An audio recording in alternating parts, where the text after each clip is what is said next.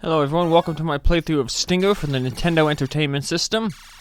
Right here we're going to have our little event cutscene that shows off what's kicking off the plot here. Basically, aliens are coming down to abduct Professor Cinnamon. We'll get into that why in a little bit. And we are part of the Stinger Squad, and it's our job to go and rescue Professor Cinnamon. So starting off here, the first stage is the island in the Pacific Ocean. And you want to start off immediately going to the left and bombing. You saw I just managed to get a little cross there. It was difficult to see. That's a 1-up. Surprisingly, that wasn't censored in America. A lot of times Nintendo censored any religious reference. But that one snuck through. I just got a white bell there, and before that I got a blue bell. The blue bell speeds you up, the white bell doubles your shot power. There's a red bell, that gives you a laser. I'll be getting that a little bit later, but for now I'm just farming. Red laser is the most powerful, but it has a little bit of a wonky hitbox, so before I get that, I'd like to get the red-white flashing, which creates two little ghost shifts, basically triples your fire power. The next bell I'll be looking for is a blue-white flashing, and that bell gives you a little bit of a force field, just add some extra survivability to this run. I'll be dying twice in this run, but the two deaths are on purpose. I take them at the beginning of Loop 2. This will be a 2-loop playthrough. There's that flashing bell, unfortunately I missed it. I'll get one later though. I take the two deaths on purpose just to show an aspect of the game. Run through the first loop though, deathless. So, as I was saying earlier, our job is to rescue Professor Cinnamon from aliens, and this is according to the game manual. Here I'm going to read the plot. Professor Cinnamon has been kidnapped by aliens from the planet Atacon, located 1 billion light years beyond the Milky Way in the Ergo Galaxy. He created a bionuclear sweetener formula the Atacons plan to use to turn Earth into cotton candy, their favorite treat. You are part of the Stinger Squad, created by Cinnamon. Your job is to rescue him. We're part of the Stinger Squad, but this game is actually the second game in the TwinBee series, which was known in Japan, but it's the first one that was released in America. TwinBee first one was not. I don't know why they changed. I couldn't find out why they changed the name to Stinger. They still kept like a little bee motif. You'll see later on in stage 2 when it's a vertical scrolling stage. The TwinBee and the Stinger name comes from the fact the ship is somewhat bee-shaped. It's a little difficult to see on these horizontal shooting stages. These horizontal shooting stages are new to Stinger. The first TwinBee and a lot of the ones after it do not have horizontal scrolling stages. They're mainly vertical stages. And we'll get into them a little bit more once we get to a vertical stage. This has 3 horizontal stages. There, I just got my shield power up now. We'll get into the vertical stages once we get to them. We have 4 of them: stage 2, 4, 5, and 6, and then horizontal 1, 3, and the last 7. There was another one up there in the upper left corner. Just bomb, which your bombs come out automatically. Here we're coming up to our first boss, Willy the Watermelon Head. Pretty simple boss with the lasers. You can take him out pretty easy. Unfortunately, in the first stage, I did not find the Professor Cinnamon head, which gets you to the bonus stage, but we'll be seeing them a little bit later. Here we have the vertical stages, which is what the TwinBees are kind of known for. During these stages, you can fire bombs out with your A button. Your B button shoots normally. In the horizontal stages, the A button shoots hearts out of the top of your ship to help bounce the bells, which are your main source of power-ups in this game. In the vertical stages, though, your A button shoots little bombs out of your hands. If you do get hit by an enemy projectile on these vertical stages, you lose your hands, and an ambulance comes down, and it can repair your hands, but that's only once per life.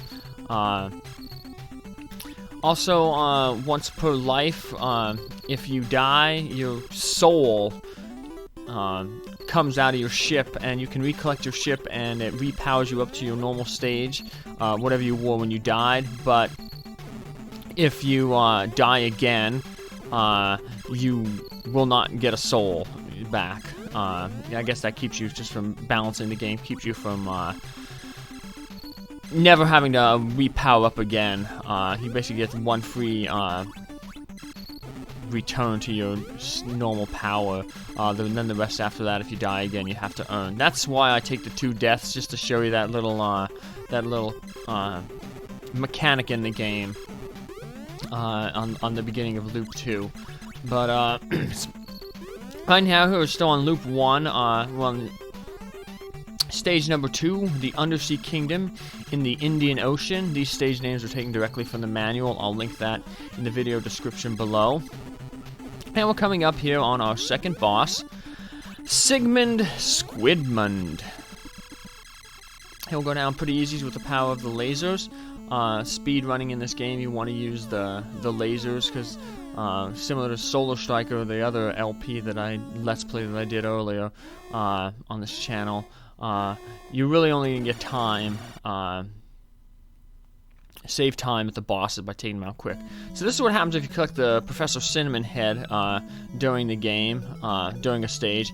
You get taken to a bonus area where you just get to go around, shoot these bells. These bells will not power you up. They don't change colors like bells in the actual stages. These balls are just there to collect points. Points in this game get you extra lives. You get a bonus life at every 100,000 points, and then at the first 100,000 points, and then every 200,000 points after that, up to 1 million points. After that, you don't get any more lives. So you can get a total of 5 extra lives from points. 100,000 at 100,000, 300,000, 500,000, 700,000, 900,000. And then after that, your only lives you're getting from collecting the crosses that are scattered throughout several stages. I pointed them out, and two of them out in stage 1. So here we are on our stage 3, small country in the vast African desert. It's like an Egypt country, based on the pharaoh heads and the little sphinx there. Just collect the power up to turn all the enemies into bells. Getting back to the bells, there are 8 different. There's 7 different types of bells. There's the orange bells that pop up as soon as you shoot the cloud. They just give you points anywhere between 500 to 10,000 points. The blue bells speed you up, make you faster, your ship faster. The white bell gives you the double shot. The red bell gives you the laser, the most powerful weapon in the game. And red-white bell, triple ship. The blue-white bell gives you a shield, and if you shoot a bell too many times, it turns into a half moon. It turns into like a little, like yin yang type face that comes after you and attacks you. Of course, those are the bells you want to avoid because contact with them will kill you. Contact in this game, if you don't have a shield, one-hit kill. Same with the bullet, one-hit kill on the horizontal stages. On the vertical stages, like I said, if you get hit, you'll lose an arm, and then the ambulance will come down to repair your ship. When you're armless, you can't shoot any of the bombs to destroy the ground targets. Bombs come out automatically on these vertical stages at different intervals as you're pressing the fire button, the B button.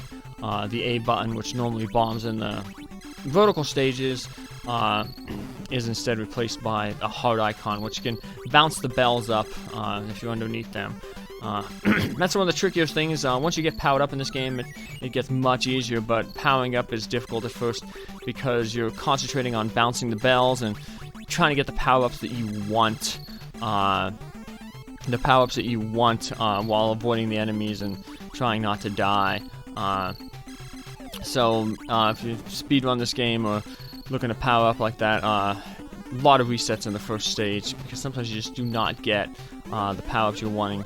The manual says that certain colors should happen at certain times, like you say, like 2 hits will turn a bell blue, 5 hits will turn it white, 10 I believe hits it red, 15 for the red white, and 20 for the blue white, the shield bell. But that's not really true. There's sometimes when you shoot a bell multiple times and it doesn't change color at all, or you'll shoot it and it'll change. It'll change between like red and white, but it'll never get the triple bell, the red white bell. So here we are on a stage 3 boss, Fang. It's like a mean-looking faucet. It's one of the tougher bosses. You have to position yourself pretty good to get a quick kill on it, which I did not here. But like most bosses, if you have the laser and the triple shot, he goes down pretty easy. Here we have now a bonus stage again. This time it's a little vertical. Horizontal. The horizontal bonus stages I find are much easier to collect the bells. You can get right up into the clouds and the bell just pops right up into you. A little bit easier than the horizontal bonus stages. I find the horizontal stages much easier, not only just the bonus stages, but also they tend to be much easier. The backgrounds tend to be all blue, so it's easier to see the enemies and the bullets that they're shooting. Sometimes in the vertical stages here, like you see this, you got a lot of white here, and enemy projectiles can get lost in them, so it's very difficult to dodge. That's why it's important if you're going through like on a first playthrough, or you're not very experienced with the game, to try to get that shield. It's just massively increases your survivability here. So here on stage 4, enemies are starting to get a little bit more aggressive. The ground-based enemies are shooting much more. Stage 4, glacial land near the Arctic Circle.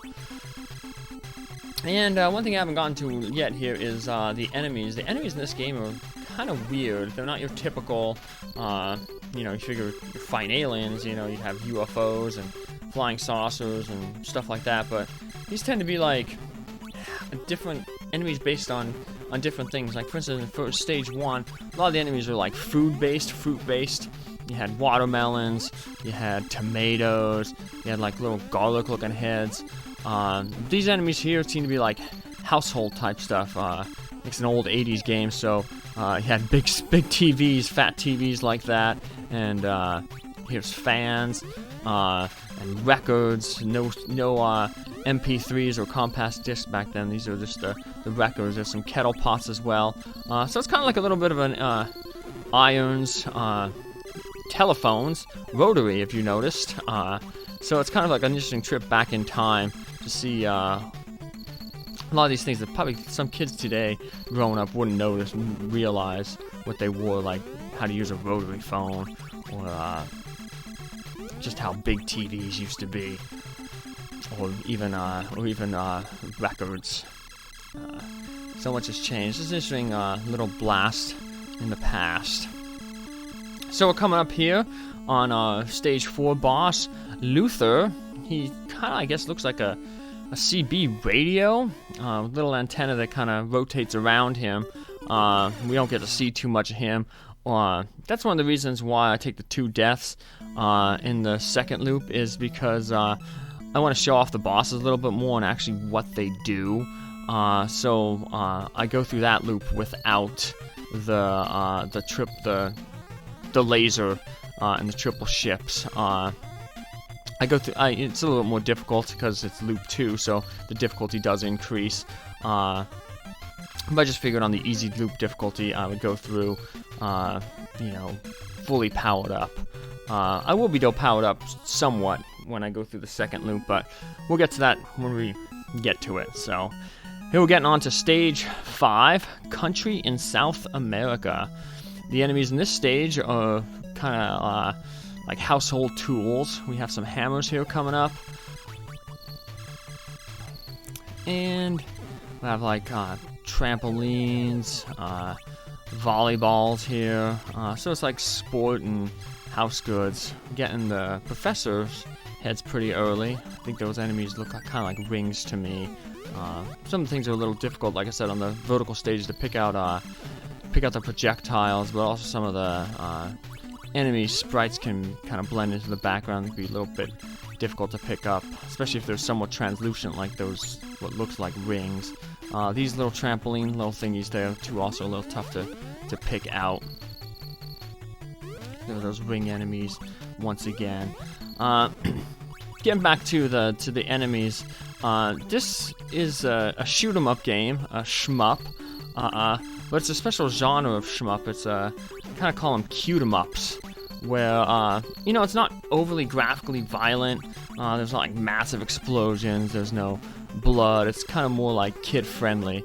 You're destroying your enemies are, you know, not people or creatures or anything like that. They're just weird inanimate objects. So of course, like, you're still destroying things, but it's not like you're destroying living things and desensitizing you to that. So graphics in cute 'em ups tend to be, you know, bright, colorful. You see, we have a lot of like blues and the oranges. You know, just vibrant, very colory. It's not like the black, dreary outer space that a lot of shoot 'em ups have. It's just meant to be colorful. It's just the type of genre that we have. So here we're coming up on another thing that kids, young kids may not understand. A radio player. It's Master Blaster. Not to be confused with the game, Blaster Master, which is a very good game. Used to rent that a lot as a kid. This game I didn't rent. This game I actually own. Still own the cartridge. If you saw my Solar Striker playthrough, I own that cartridge too.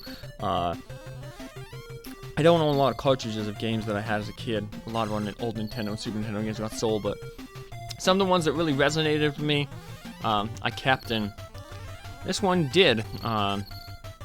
For some reason, like I said, I'm not really much of a shooter, but for some reason, I guess I like this one. It was a fair difficulty. Difficult, but not overly unfairly difficult. It's not a bullet hell that you need godlike reflexes to get through, but challenging nonetheless. This was always the most challenging stage for me as a kid. Your final vertical stage, stage 6, the Empire on the Edge of Space, will be taken off into space at the end of the stage. Enemies in this stage are bug-like. I don't know what those things are, like little kind of caterpillars. These are ticks, and then dragonfly type things. The bees are always my most hated. You saw them at the beginning of the stage. These little blue ticks are also kind of a pain too, because they circle around your ship after they do their initial wave. They'll fly around and just make a hazard after you, like that. Also, the ground-based enemies, the little houses, they are the most aggressive of all the ground-based enemies. Ground-based enemies in this game are worth 500 between 100 and 500 points. Anything in the air, like these bugs, are worth 1,000, or worth 100 points. So most of your score will become from getting those extra lives will be coming from collecting the bells, because they're worth just so much more points than enemies. And like I said, it's not a bullet hell, so they don't really tend to flood the screen with enemies. You usually get one wave, they'll stay on the screen for a little bit, and then the second wave, most waves tend to wait until that preceding wave is off the screen before making an appearance. So it's not like you're dealing with multiple waves of enemies at once. Usually it's just 1, 2 at the max, if you're really hesitant on, you know, taking them out. Of course, taking the enemies out, that's like most shmups, probably the easiest way to control the difficulty. If you know where the enemies are coming from, their patterns, you can eliminate them almost as soon as they come on the screen and prevent them from shooting at you and making just life difficult. So like I said, this stage was the Empire on the Edge of Space, and we are heading out into space. For some reason, there are still clouds in space, and we will be coming up on a difficult part probably one of the more difficult bosses. At least fully powered up. The final boss is probably the most difficult if you're not powered up. Every other boss can be defeated basically with your bear ship, your standard ship, but the final boss is just how quick he moves. But we'll get into him much later when we get to him. But of all the first normal six stage bosses, this one coming up here can be the most trickiest. So, and keeping with the space motif, he is going to be the sun, Solar Bee 3 Eyes. So with that name, you figure it's going to be a sun with 3 eyes, and he can be difficult because he has all these little, well, you didn't get to see it there, but he has these little suns that rotate around him, and they really clog up the screen if you don't take care of them quickly. So here's our final bonus game. Last time to collect some extra bonus points if we didn't hit that 1,000,000 point cap for an extra lives. But we have here, not that the lives, like I said, are really going to matter for this playthrough, because I'm only going to take 2 intentional deaths at the beginning of the second loop.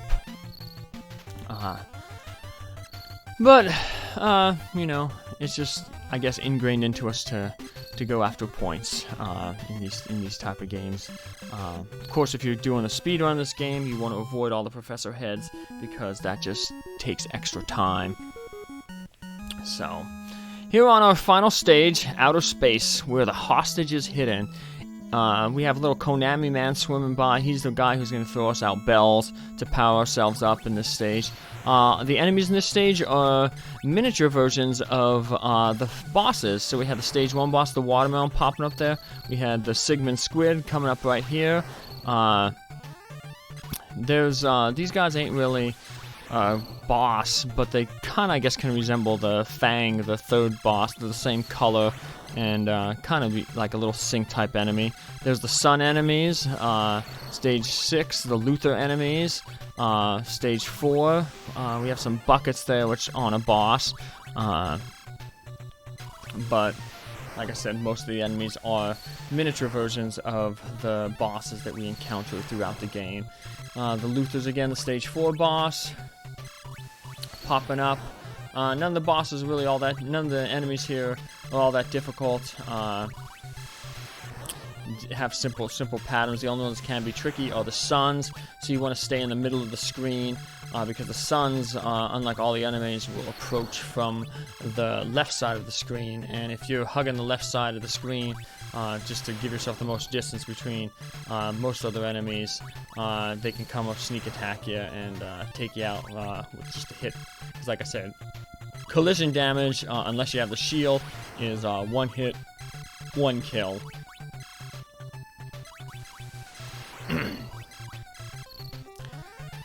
And from here it's just taking out these small little waves of enemies to keep the screen clear. I picked up the R power-up earlier. There's some R and L power-ups in the vertical stages. The R shoots a bullet at random behind you for rear. In vertical stages, it shoots a bullet out to the right for right. The L shoots a bullet to your left in the vertical stages, and on these horizontal stages, it'll shoot a bullet above you. So here we are, we're approaching our final boss of the game, the Atacon Empire in disguise. He's a big snake, and he's difficult because he moves really fast. If you are at your base ship speed with no blue power-ups, he's going to outrun you and hit into you.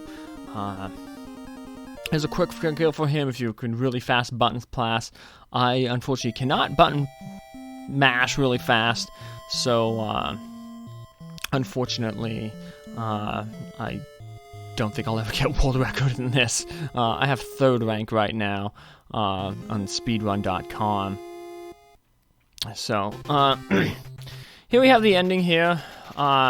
A little bit of difference between this game, the American ending, and the Japanese ending. The Japanese ending has a few more cutscenes in it, like I said, there's quite a few differences between this game and the Japanese release version, besides the name Twinbee, the cutscene removal, and in the Japanese version, you could use 3 players. First player is Twinbee, which is your blue ship. Then you have a green. Then you have a pink ship, Winbee, the second player, and then a third player, which would be a green ship, Gwynbee. So you can have 3 players. If you play 2-player in the American version, you have an extra additional power-up if the 2 ships are back-to-back, or in horizontal stages, or side-to-side in vertical stages. You shoot a powerful, like, big ripple laser, which is very powerful. So here on Loop 2, I'll be taking the 2 original deaths right here. Once again, start off right at the left there, take a bomb, and you'll get an extra life. I'm just going to wear down my shield here by running into enemies. Okay, it looks like 10 enemies killed my shield. As you see, I take a death there, and I come back unpowered up, but if I collect my soul, I regain all of my power-ups. But now if I die again, I do not get a soul. So I'm going to have to repower up my ship here. I won't be powering up to the same level. Now, Loop 2, the enemies are a little bit more aggressive. They're firing. Those little crosses down there are actually windmills. As you can see now, they're rotating, and they're actually firing. There's a few new enemies on the second loop. We saw some earlier little like green little things. I'll mention them if I see them pop up again. So here I'm just repowering up again. Enemies move a little bit quicker. The ground enemies are shooting faster. Unlike the first loop where they didn't fire at all on this first stage. There's the hearts that I mentioned, the A button I'm just using to bounce. There's the new green enemy, it's like a little mushroom. So here I am. This is the more difficult part. The enemies are much stronger and I'm unpowered up. This goes with that difficulty that I was mentioning.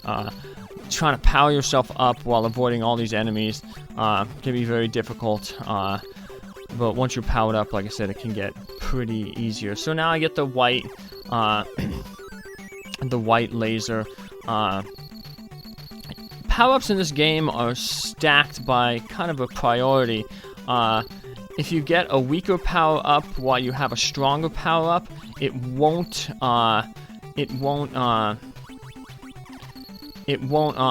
degrade.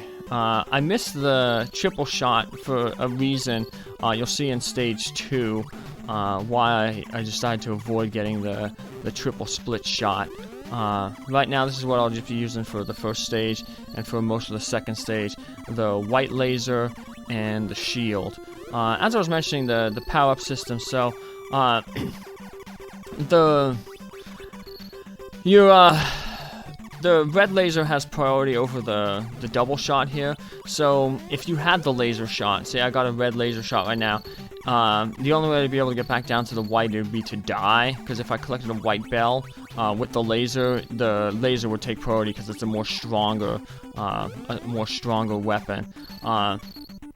This tends to be the case for all the weapons, except I make a little mistake at the end because I thought it would also apply to the moon and the star weapons. That's why I didn't get the triple ship, because I want to show off the moon and the star weapons. They first become available, the star in stage 6 and the moon in stage 2. They give you triple shot for the moon, like a spread shot like Contra, 3 beam, and the star gives you 5 shot. But unfortunately, I just learned the hard way that if you have the 5 shot, the star, and you take the moon after that, it will degrade you, unlike the laser to the white. So now that I have a weaker weapon, I don't have the triple ships, you'll get to see the boss's patterns a little bit more, because they're not going to die almost as soon as they come on the screen. This guy just moves up and down vertically, shoots a bunch of little seeds at you. Tends to be a large gap in between at least one of the shots, so it's not that hard, but that's to be expected. Of course, it's your first boss. They're not going to throw something really, really difficult at you. Nintendo games tend to get a reputation for being hard, and most of them are, because they were shorter games, so in order to increase the amount of time you played them, they were challenging. But they tended to be fair challenging. They didn't tend to throw. They tend to ease you into the game mechanics. They didn't just throw you right into the deep end. So we're back on stage 2 here, the Undersea Kingdom, and we'll be getting those R and L power-ups here shortly. I forget which ones I keep. There's the L. Shoot off to the left a little bit, above in the vertical. But you can't really depend on these shots. Because, like I said, the bolts come out at random. So there's a new enemy, Sea Urchins, the new enemy that pops up on Loop 2. Nothing new comes up on preceding loops, so Loop 2 is the most, it's never going to get any more difficult than Loop 2. I believe the Japanese version, I was mentioning some differences between the American and the Japanese versions. I believe in the Japanese version it automatically starts on a Loop 2. A lot of games seem to be more difficult in Japan. Start off with a higher difficulty. I think, like I said, I think I've read that in the Japanese version it started off on the Loop 2 difficulty. So that's another, if that's the case, then that's another difference between the American version and the Japanese version. So here we're coming up on our moon item. It would not be available if I had the triple shot, and if which is why when I played through the first loop, that was just a question block. Gave you some points. It's not available, like I said, if you're powered up. It would be, I guess, really broken if you had 3 ships shooting a triple shot at. You'd basically have 9 bullets on screen, and just too powerful. So it's somewhat balancing. The moon shot. Now, if I collect any other weapons, the laser or the double shot, like I say, going back on that weapon priority list, I will not degrade. I'll be able to keep this 3-way shot unless I pick up a star, which I do on stage 6. But this will be my weapon for basically most of the game. On to the stage 2 boss. Now we get to see what he does. He moves back and forth. Those little orange things that are appearing in front of him, they're blocking your shots, but they also turn into torpedoes that he launches down at you. So you're going to have to take them out just for defensive purposes and offensive purposes. If you're not taking them out, you're not going to be able to hit him, and he'll be able to hit you. His main weapon. So here we go with the bonus game. The triple shot makes it much easier to shoot the clouds on the sides, but of course you still have to collect the bells, so that's why it's important to have the blue power-ups to move fast enough to grab them as you're catching them. And not much else to say for this part here. We're coming up onto stage 3, which as a kid was my roadblock stage. I always found this one to be one of the harder stages. And it gets a little bit harder here in Loop 2. Enemies will be more aggressive, shoot a little bit more at you. And the foul heads and the little sunglass guys there tend to take more shots at you.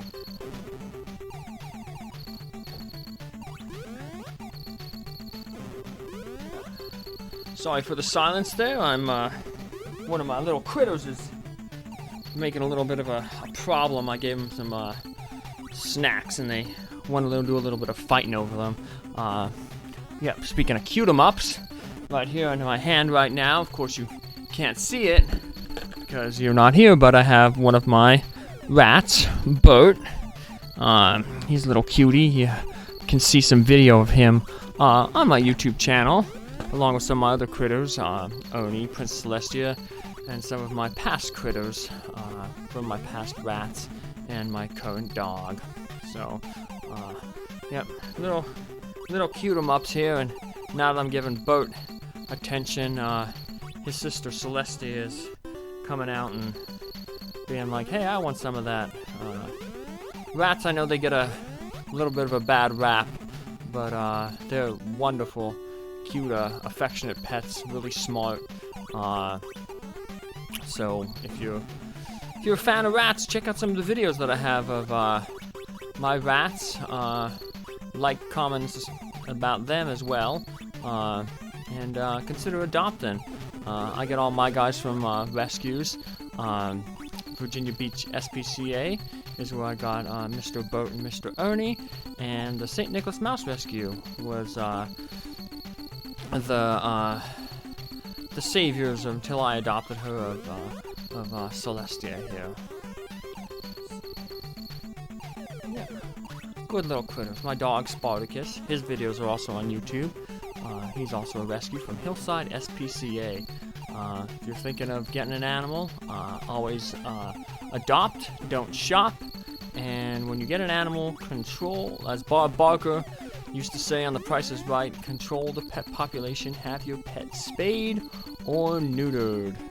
Just got a red bell there, you saw it did not turn into a triple laser shot. That would be pretty OP, I think. Probably not as OP as the triple ship laser, because you can concentrate your fire a little bit better, but still, anytime you're shooting 3 of those lasers would be pretty darn powerful. So, we get to see a good look at the boss. When you see that ocean in the background, that's a good sign. As a kid growing up, I remember, oh, the stage is almost over. Like I said, this was probably one of the more challenging stages as a kid, growing up, and so I always be looking for that little blue ocean section, because then I knew it was almost time to face our boss, Mr. Fang. We'll get to see his pattern much more here, because he'll be able to live a little bit longer with the unconcentrated power. The bullets will do a lot less damage, and so he runs around, shoots these pink water bubbles, I guess you could say, because he's kind of a faucet. He has makes him a little bit difficult is he has kind of a very small hitbox. Kind of got to shoot him in that little mouth where the little teeth are that are popping out, and the little pink bubbles get in the way, so it can be very difficult to hit him. Like I said, but still, challenging boss for a challenging stage. I still think the stage 6 boss is a little bit more challenging, and you'll see why when we get to him. But for a while there, like I said, stage 3 was just the roadblock for me, growing up as a kid. It's funny, looking back at some of these games as I'm replaying them now here for this, getting into Let's Playing on YouTube. How some of these games that were so difficult for me as a kid are just kind of a little bit easier now, as an adult. Whereas some games are a little bit more difficult, like ones that require heavier reflexes, but ones that don't require as many reflexes, maybe just because I'm a more patient player, or just have more experience, life experience. Some things that seem so difficult as a kid are much more easier now. So, and you're like, wow, that was really that tough for me back then? But I guess it also helps too, the internet here. You can watch other people play, see other people do Let's Plays, and pick up tips and tactics from them. Where back in the day, you basically only had Nintendo Power and the Counselor's Corner, if you wanted to call an 800 number or 900 number, which of course most of the time your parents would never do, because they'd be like, spending money on video games, you already spent enough to buy it. You don't need to learn to play it on your own. I think I might have called the Nintendo Counselor one time, and they didn't really help me. I was trying to find a lore in Final Fantasy 3 or 6. I'll play that eventually too, much later. Trying to go through games here in order here. New enemies on this stage are these little black bars. They're indestructible. We had a few runs of them earlier. I hope they come up again so I can actually point them out when they appear. But I was on a little mini rant there earlier that I didn't get to point them out. So hopefully they pop up again and I can show them off. I think they also appear in the next stage as well. I think that also, if not, there's another similar enemy that they, an indestructible enemy that just is there to block your shots and just be a nuisance. So, yep, guess I'm not going to see those new enemies here on this stage. You're just going to have to rewind stage if you want to see them. But they're kind of vanilla, they just pop up around the screen.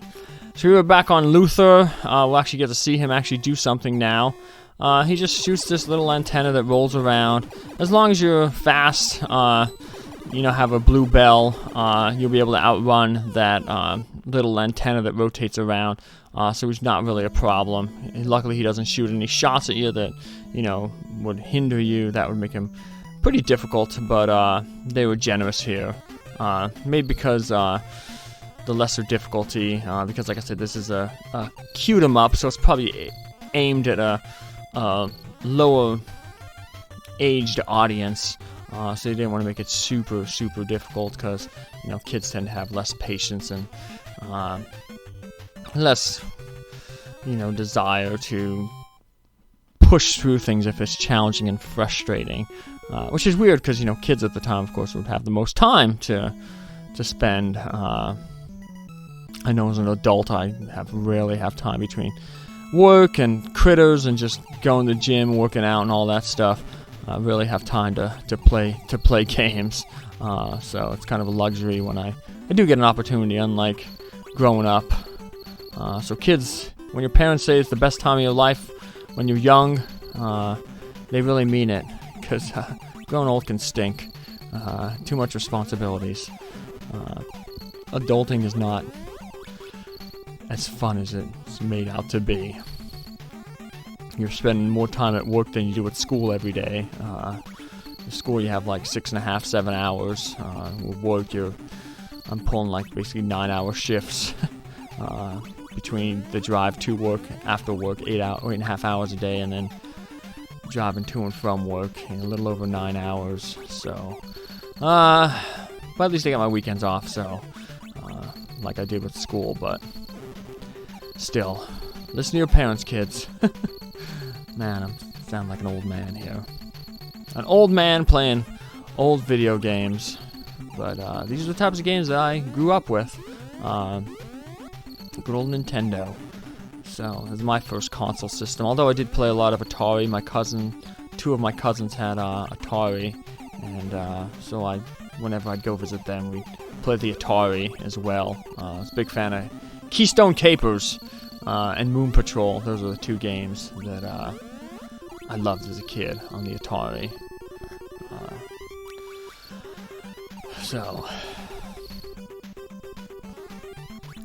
Stage 5, not too much going on here.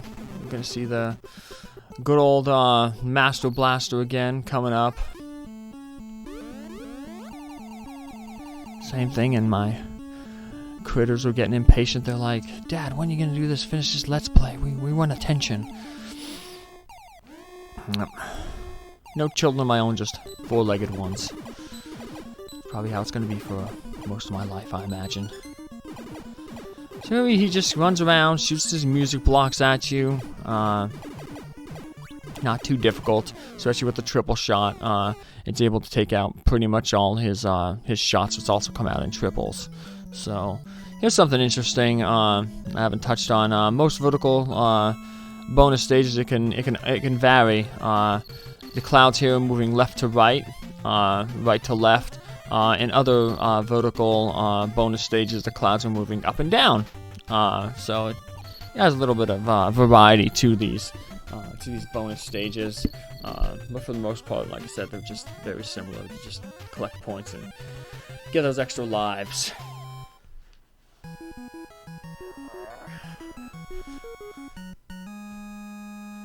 Alright, and here we are back on the stage 6, where we're finally getting our final power up here.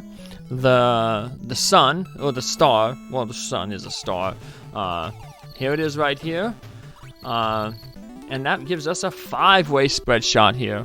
I'll be keeping this for most of the game. Unfortunately, they throw another moon out at you later on, and I foolishly pick it up because I think, oh, it's just like all the other weapons. It won't degrade to a lower shot, but it does. But the triple shot is more than powerful enough to deal with everything. But for now, the moon of the star, of course, would have been much better to keep. Oh, here's our new enemies, dragonflies.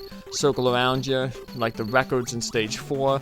But these ones actually shoot at you, where the records just kind of just hampered your movement and your mobility. These guys are actually flying around shooting at you.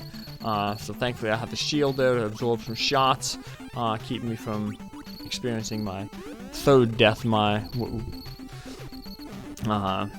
which would be an unintentional death, unlike the first 2 I took at the beginning of Loop 2 here, to show off that mechanic of the souls and the dying when you collected a soul.